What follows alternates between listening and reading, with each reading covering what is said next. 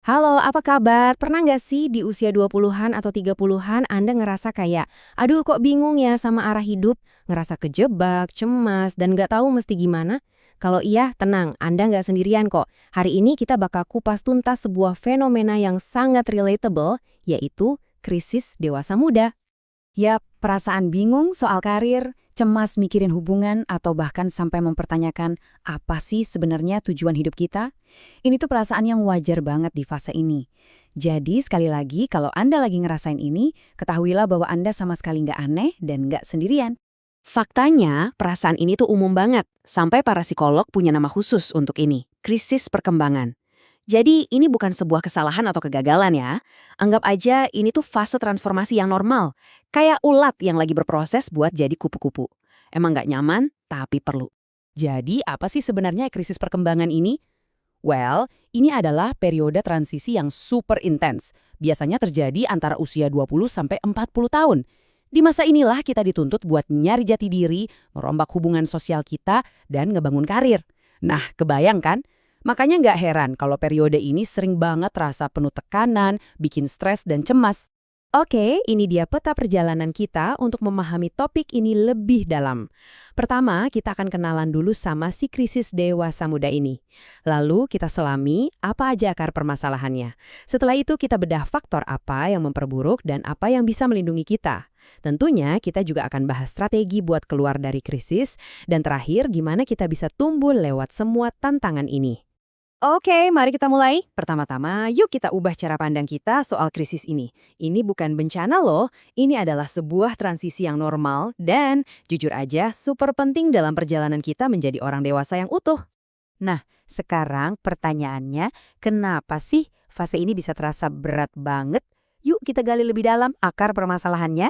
Kita akan bedah satu persatu tekanan-tekanan utama yang jadi pemicunya. Coba deh kita lihat, semua tekanan ini tuh saling nyambung. Kita diharapkan bisa nemuin karir yang oke, bangun hubungan yang serius, mandiri secara finansial, belum lagi ekspektasi dari diri sendiri dan orang lain. Plus, di saat yang sama, kita disuruh cari makna hidup. Wah, ini semua terjadi hampir bersamaan. Kombinasi inilah yang sering disebut badai stres yang sempurna. Dan ini nyambung banget sama apa yang dibilang oleh psikolog legendaris Erik Erikson. Menurut dia, tugas utama di fase hidup ini adalah mencapai identitas pribadi.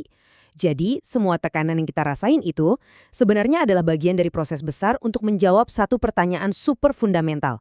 Siapa sih gue sebenarnya? Oke, kita lanjut ya. Pengalaman setiap orang menghadapi krisis ini tuh bisa beda-beda banget loh. Ada yang melewatinya dengan lebih mulus, ada yang merasa lebih berat.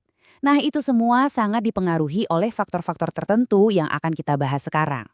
Jadi poin kuncinya begini, anggap aja ini kayak ada pertarungan di dalam diri kita. Di satu sisi, ada faktor-faktor yang memperburuk keadaan. Di sisi lain, ada faktor-faktor yang justru melindungi kesehatan mental kita. Ini semacam tarik tambang internal gitu. Nah, ini dia contoh spesifiknya. Di sisi yang memperberat, kita punya hal-hal seperti ngerasa sendirian, masalah finansial, atau lingkungan kerja yang toksik. Tapi di sisi pelindung atau mitigasi, ada tameng kita nih. Contohnya punya support system yang kuat, kesadaran diri yang baik, dan keseimbangan antara kerja dan hidup pribadi. Oke, sekarang kita sampai di bagian yang paling praktis dan mungkin paling ditunggu-tunggu.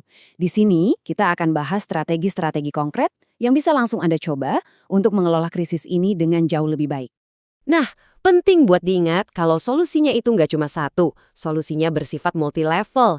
Ada hal-hal yang bisa kita lakukan sendiri di level individu, ada dukungan dari lingkungan di level sosial, dan tentunya ada bantuan ahli dari level profesional.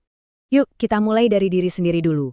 Ini yang paling bisa kita kontrol. Fokusnya adalah membangun kekuatan dari dalam. Coba deh mulai dengan kenali pemicu stres Anda. Apa sih yang biasanya bikin Anda cemas? Lalu coba deh tetapkan satu tujuan kecil yang realistis minggu ini. Misalnya olahraga 15 menit aja atau tidur lebih cepat 30 menit. Percaya deh, kemajuan kecil itu bisa ngebangun momentum yang besar. Selanjutnya, dukungan dari luar. Ingat ya, minta bantuan itu bukan tanda lemah loh, justru itu tanda kekuatan. Ini bisa berarti cerita ke sahabat atau keluarga yang Anda percaya. Atau, kalau perlu, jangan ragu cari bantuan profesional, seperti konselor atau psikolog.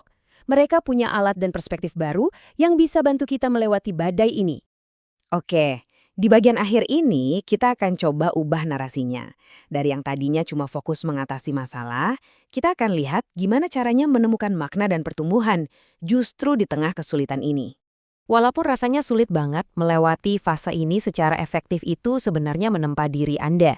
Anda nggak cuma akan punya hidup yang lebih seimbang, tapi Anda juga akan keluar sebagai pribadi yang jauh lebih tangguh, lebih bijaksana, dan yang paling penting, lebih kenal sama diri sendiri.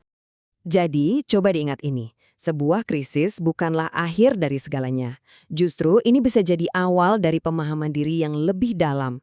Ini adalah kesempatan emas untuk membangun fondasi yang lebih kokoh untuk masa depan Anda. Sebagai penutup, saya mau ajak Anda berpikir sejenak. Apa sih satu langkah super kecil yang bisa Anda ambil minggu ini untuk mendukung diri Anda sendiri?